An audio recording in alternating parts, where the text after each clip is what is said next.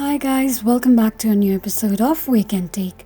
Today in this video, I'm going to show you how you can log into your Compass Payroll's account. Keep watching the video till the end. To log into your Compass Payroll's account, firstly go ahead and launch open your Google search. On the search box at the top, type in compasspayroll.com and make a search. The official page of Compass Payroll's account will appear on the screen. Scroll down and tap on account you'd like to log in under Employer-Employee Login section.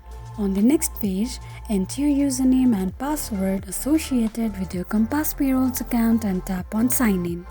Click on an eye icon to check if you have entered your password correctly or not. In case if you don't remember your password, click on Forgot Your Password option. This is how you can log into your Compass Payroll's account quickly and easily just in few steps. If you have any thoughts or queries, let us know in the comments section. Don't forget to subscribe to our channel. Also press the notification bell icon so that YouTube will notify you whenever we post a new video. I hope this video was helpful to you. Thank you so much for watching.